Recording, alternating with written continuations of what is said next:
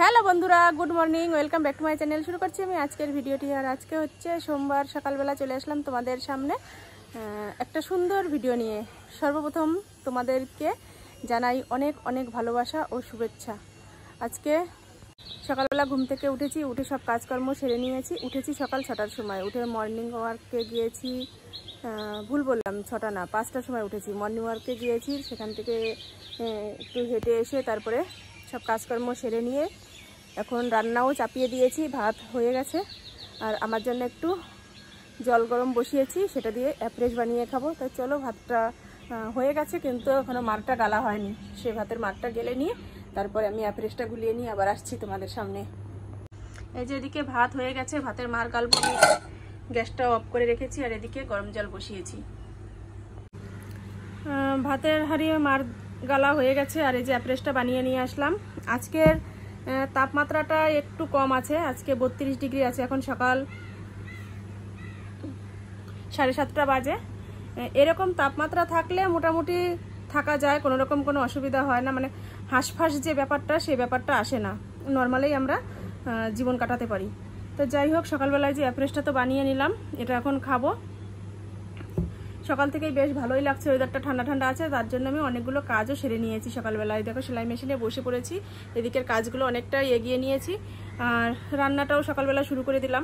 আজকে একটু বাড়ির বাইরে বেরোবো, বলতে কি মাসি বাড়ি যাবো। আজকে মাসির বাৎসরিক কাজ, 2 বছর পূর্ণ হলো, সেখানেই অনুষ্ঠান রয়েছে, সেখানে যাব। আবার বিকালবেলা বিকালবেলা চলে আসবো, সন্ধ্যা থেকে আবার অনুষ্ঠান রয়েছে। বাড়ির পাশে কাকামারা গিয়েছে, সেখানে আজকে গান হবে, রামায়ণ গান হবে। সেইখানেও হয়তো যদি বাড়ি চলে আসি তাহলে যেতে হতে পারে, সেটা দেখা যাক। সেটা বিকালের ব্যাপার, বিকালেই দেখা যাবে, জানা যাবে।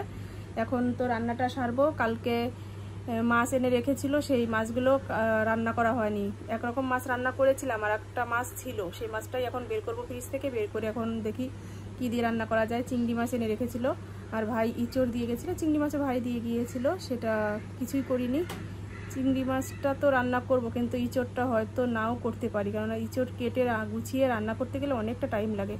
আর এখনও কিছুটা কাজে যে পড়ে রয়েছে, এই কাজগুলো কমপ্লিট করব, তারপরে মাসিবাড়ি যাব। অনেকটা ব্যস্ততার মধ্যে থাকবো। যাই হোক, দেখা যাক কি রান্না করি। তোমরা সাথে থাকো, দেখতে থাকো।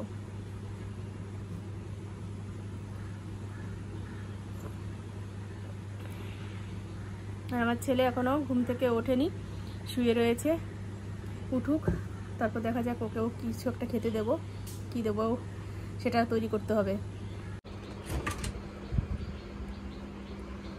ডিপেই রেখেছিলাম মাছ, এই যে রয়েছে ডিপের মধ্যে, ওখান থেকে বের করে নিই।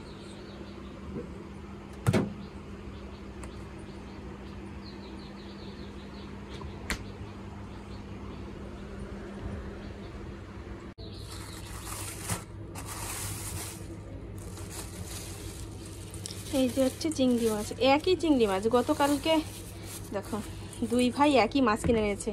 দাদা এনেছিল চিংড়ি মাছ, সেটা দিয়ে লাউ তরকারি রান্না করেছিলাম, কালকের ভিডিওতে তোমরা দেখেছো। আর সেই একই চিংড়ি মাছ ভাইও এনে দিয়ে গেছিলো। আমি এটা তো আর খুলে দেখিনি কালকে, এর জন্য আর জানিও না। আজকে দেখলাম ভাই এই চিংড়ি মাছ আর কাঁঠাল এনে দিয়ে গিয়েছিল। এই যে দেখা যাক এটা আজকে কি দিয়ে রান্না করি, বলতে পারছি না, তবে দেখতে পারবে সব কিছুই। বেশ খেয়ে চলে আসলাম মাছগুলো পরিষ্কার করতে। এই যে মাছ বের করে নিয়েছি, মাছগুলো পরিষ্কার করে নিই। বেশ অনেকটা বড় বড় মাছগুলো, ঠিক আছে। ইঁচড়টা করলেই ভালো হতো, কিন্তু সময়ের অভাব। এখন হাতে ওই সেলাইয়ের কাজগুলো রয়েছে, তারপরে মাসি বাড়ি যাবো, সেই একটা ব্যস্ততা রয়েছে। এখন ইঁচড় কাটতে বসলে অনেকটা টাইম লাগবে। দেখা যাক কি করি, বলতে পারছি না এখনো। মাছগুলো তাকে পরিষ্কার করে রাখি। আর ছেলেও বাড়ি থাকবে না, ও যাবে ওদের ওই বাড়িতে। বাড়িটা আজকে পুরো ফাঁকাই হয়ে যাবে। সবাই আজকে আমরা এক একজন এক এক জায়গায় বেড়াতে যাবে, শুধু মা, বাবা, দাদাই বাড়ি থাকবে।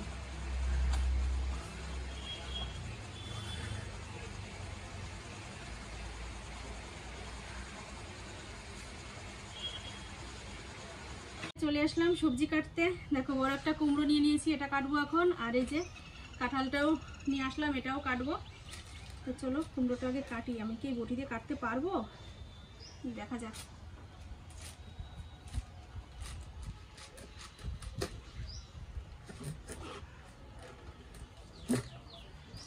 পুরোটা কাটা যাবে না, আমি বাবা এবং কুনাকুনি করে একটু বের করে নিই।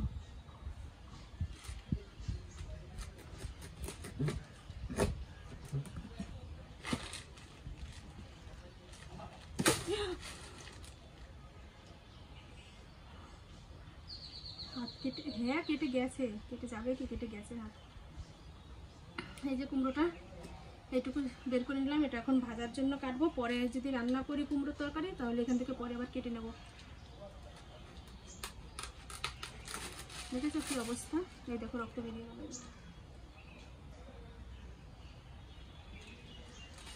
বডিটা খুব ডিস্টার্ব করে, এর জন্যই এই অবস্থা হয়। তো চলো কেটে নিই, তারপরে আসছি।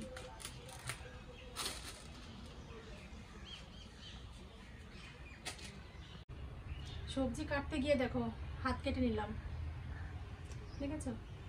বলে না মানুষের কপালে যখন যার যেটা লেখা থাকে তখন সেটা হবে। আমি কিন্তু ভাবতে পারিনি যে টান দেওয়ার সময় কেটে যাবে। এই যে কেটে গেল, যে রক্ত বেরোচ্ছে, দেখেছো কতটা? দেখি একটু বোরোলিন লাগাবো এখানে।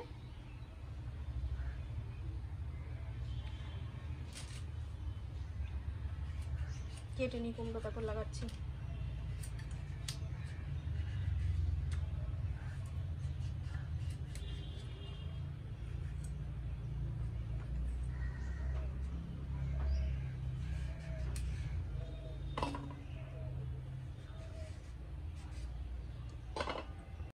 ছেলেকে খেতে দিয়ে দিয়েছি, কুমড়ো ভাজাই করলাম, সাথে একটু লঙ্কা ভাজা করে নিয়েছি। এই দিয়ে ছেলে খাবে। আর এই যে একটু ঘি দিয়ে দেবো ছেলেকে, ওই কুমড়ো ভাজার সাথে একটু ঘি দিয়ে ও খেয়ে নেবে। বললাম 2 পিস মাছ ভেজে দিই, বলছে যে না মাছ ভাজতে হবে না, মাছ ভাজা খাবে না। তো চলো খেয়ে নিক। আর এদিকে আমি এই যে কাঁঠালটা এরকম করে 2 ফালি দিয়ে রেখেছি, কাঁঠালটা কেটে পরিষ্কার করব। দেখো কেটে নেব। আর হাতে এই যে বোরোলিং লাগিয়ে নিলাম, তবুও কি থাকে কাজের হাত, দেখেছো? বোরোলিংটা লাগিয়েছি তবুও উঠে যাচ্ছে। তো চলো আস্তে আস্তে আমি এগুলো সব গুছিয়ে নিই, রান্নাটা করি, তারপরে এবার আসছি। ইঁচড় কেটে কমপ্লিট হয়ে গেছে, এই যে সিদ্ধ বসিয়ে দিয়েছি। মানে একটু না ভাপিয়ে নিলে ইঁচড়টা ভালো হয় না, ভালো করে কষাতে গেলে একটু নরম করতে হয়, এই জন্য ইঁচড়টা ভালো করে ভাবতে নিচ্ছি। আর এদিকে দেখো চিংড়ি মাছগুলো ভাজা বসিয়ে দিয়েছি।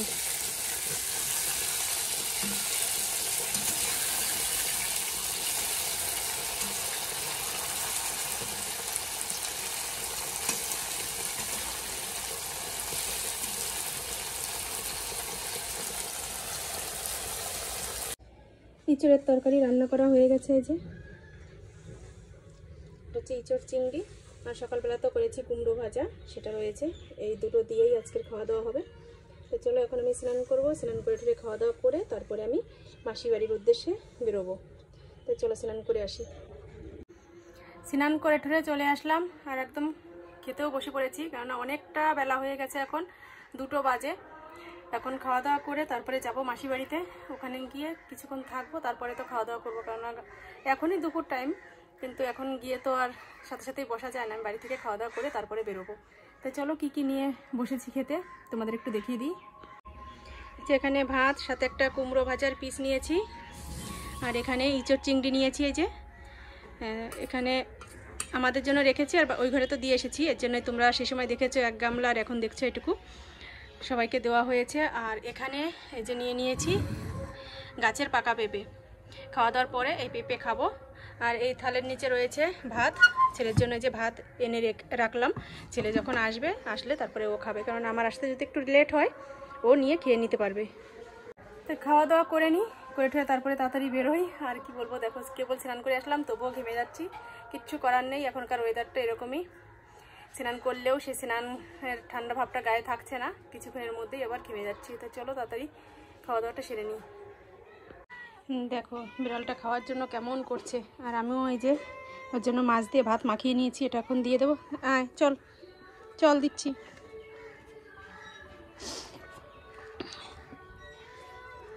হাট হাট হাট।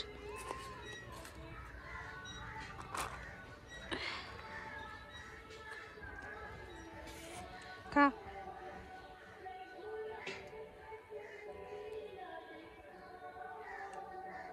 বাড়ি থেকে বেরিয়ে পড়লাম, মাসি বাড়ি যাবো, আর হেঁটে হেঁটেই যাচ্ছি, তার কারণে যে সাথে কাজ রয়েছে, কাজগুলো দেবো, কারণ একই রাস্তায় তো কাজগুলো দিয়ে তারপরে মাসি বাড়ি যাবো।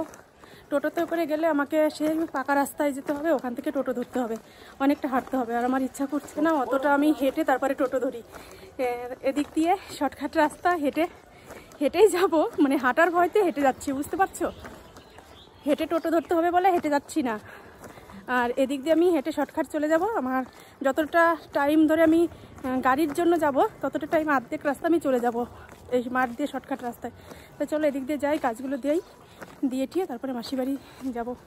আর এই যে ছাতা মাথায় দিয়ে নিয়েছি, প্রচণ্ড রোদ, এই রোদের মধ্যে ছাতি মাথায় দিয়ে না গেলে আমি এখানে তো আটকে দিয়েছি, ছাতা নিয়ে না গেলে মাঠ দিয়ে যেতে পারবো না। চলো আবার ফিরে যেতে হচ্ছে, এদিক দিয়ে পুরোটা আটকানো, কী করে যাবো? আমাদের বাড়ির উপর দিয়ে সবসময় মানুষজন যায়, আমরা কখনো না করতে পারি না। আর কি এদিক দিয়ে দেখি রাস্তা আটকে দিয়েছে, দেখো নিচু হয়ে তারপর আমাকে বেরোতে হবে। বেরিয়ে নি, মানুষ কত রকম, ফাঁকা জায়গায় রাস্তা করা রয়েছে, সেই রাস্তাটা পর্যন্ত বন্ধ করে দিয়েছে। আর আমাদের তো বাড়ির ওপর দিয়ে, উঠোনের উপর দিয়ে সবসময় লোকজন যাওয়া আসা করে। বিরক্ত বোধ হলেও কিছু করার নেই, মানুষকে না করতে পারি না, বলতে পারি না কোনো সময়ও যে তোমরা এসো না। কি করব বলো, যার যার বিবেক, যার যার মনুষ্যত্ব জ্ঞান এটা। তো চলো একদম মাঠের মধ্যে চলে এসেছি, এখান দিয়ে একদম শর্টকাট রাস্তা দিয়ে চলে যাই, খুব তাড়াতাড়ি হয়ে যাবে।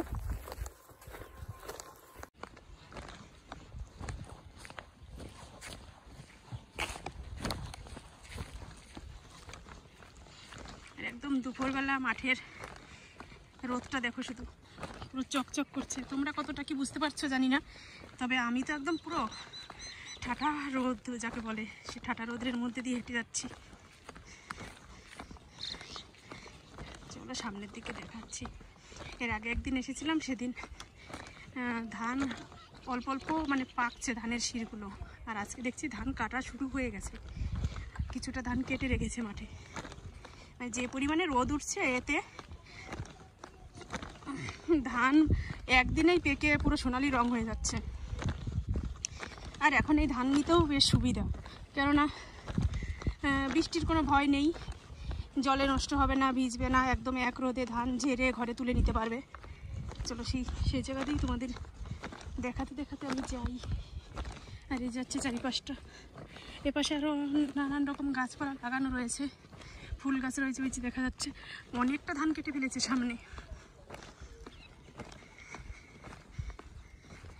ওই দিকটা তো পুরো একদম সোনালি সোনালি লাগছিল দেখতে, এর আগে একদিন এসেছি সেদিন। আর আজকে দেখি ওই যে সামনের ধানগুলো সব কেটেছে, আর এই ধানগুলো এই যে কিছুটা কেটেছে আর কিছুটা রয়েছে।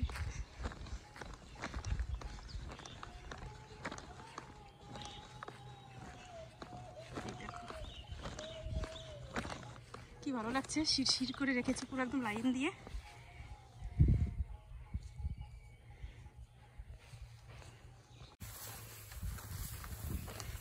ছাতার নিচে আমাকে কি কালো দেখা যাচ্ছে কিনা আমি তো তাকাতেই পারছি না, পুরো অন্ধকার আমাকে লাগছে এখন। তোমরা কতটা কেমন দেখছো কি জানি, কমেন্ট করে বলো তো তোমরা কেমন দেখছো, আমাকে একদম কালো দেখা যাচ্ছে নাকি পরিষ্কার বোঝা যাচ্ছে, বুঝতে পারছি না আমি। এই দেখো হচ্ছে ধানগুলো,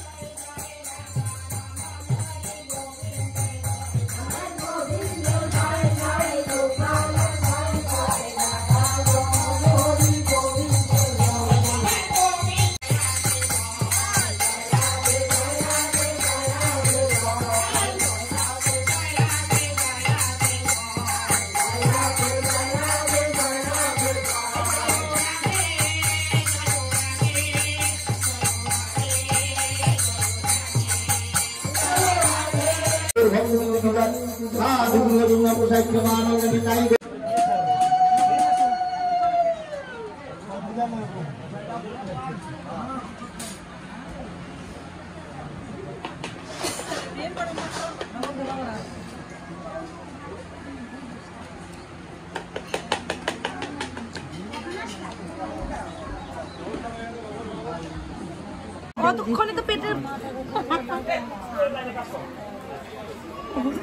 ঠিক না 5টা পর্যন্ত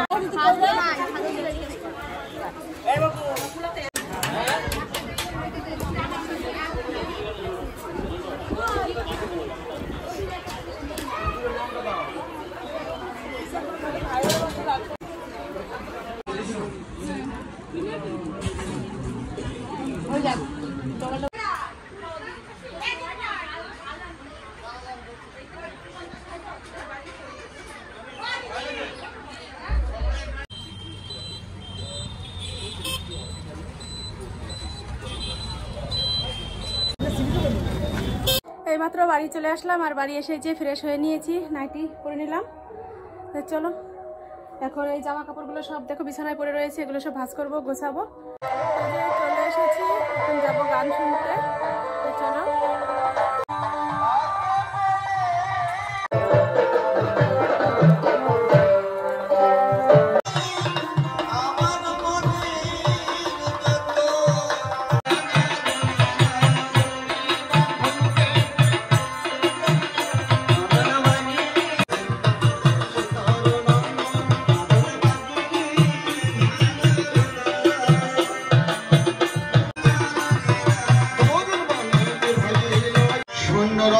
সমুদ্র করিল গমন